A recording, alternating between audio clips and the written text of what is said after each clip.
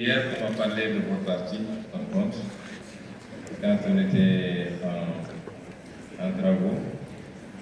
L'idée est venue de la part de monsieur,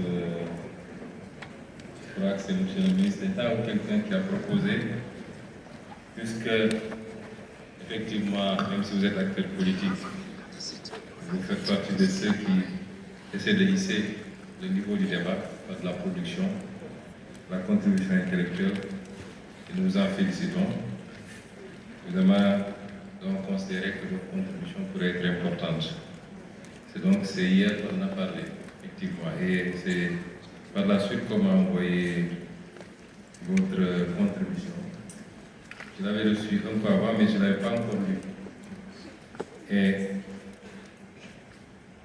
vous posez un certain nombre de questions relativement au benchmarking sur les travaux antérieurs dans le même siège, notamment le bref de 1979.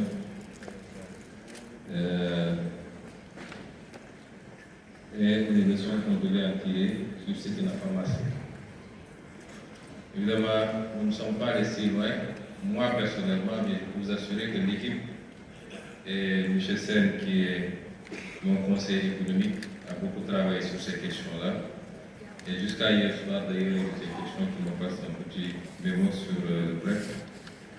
Mais dans tous les cas, le bref a été un échec. C'était un plan très mal conçu de la vie générale. Et la conséquence est que le pays s'est retrouvé à l'ajustement structurel. C'est surtout le modèle qu'il ne faut pas suivre. Mais ce que j'ai apprécié hier quand j'ai survolé votre article, c'est que vous avez, dans la conclusion, posé un certain nombre de postulats. Vous avez demandé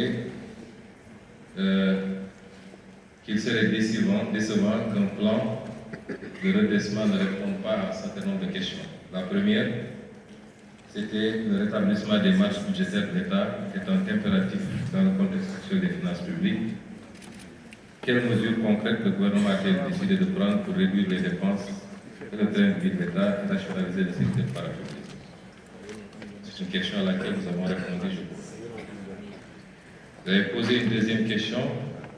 Dans le but de lancer l'investissement public, quelles sont les solutions immédiates et réalisables de mobilisation de ressources en dehors du marché financier sous-régional? Nous avons répondu à cette question. Dans le but de lancer l'investissement privé interne, quelles sont les mesures concrètes que le gouvernement va prendre pour rétablir la confiance des acteurs économiques et s'assurer par ailleurs que les montants que l'État compte injecter au titre d'appurement des arriérés de paiement soient réinvestis dans l'économie? Nous avons répondu à cette question.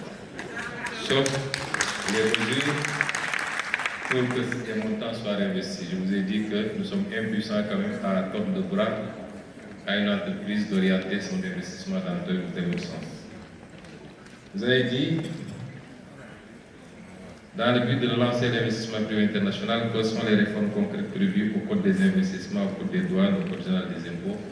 Nous avons répondu à cette question puisque les réformes seront bientôt finalisées pour ces différents codes. Dans le but de lancer l'activité économique dans les secteurs primaires, secondaires et tertiaires, quelles sont les mesures incitatives et réformes précises décidées par le gouvernement? Ça, c'est dans les différents codes. Dans le but de lancer la consommation intérieure, quelles sont les mesures que le gouvernement a décidé de prendre pour augmenter le pouvoir d'achat des différentes tranches de la population, y compris les salariés du public et du privé? Nous avons répondu à cette question quand nous avons développé sur les axes de la réforme et sur les impacts attendus. Quelles sont les réformes précises envisagées, notamment dans le Code du travail et le Code général des impôts, pour favoriser l'insertion et l'emploi des jeunes? Le Code du travail est quasiment finalisé, le ministre du Travail est ici.